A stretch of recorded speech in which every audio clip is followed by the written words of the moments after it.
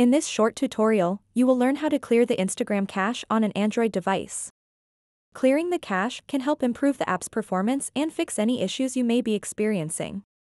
To get started, swipe down from the top, just like this, and then tap on the gear icon at the top right corner of the screen.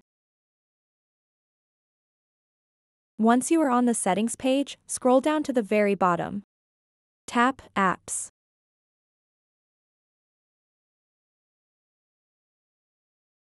After that, tap on the search button at the top right.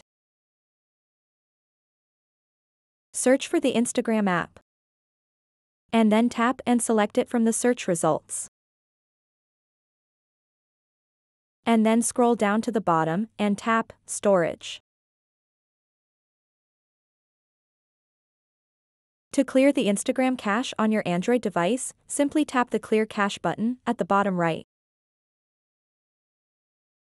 So that wraps up this tutorial.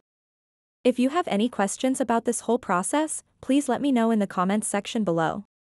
And if this video helped you out, please give it a big thumbs up and subscribe to this channel for more tutorial videos like this one.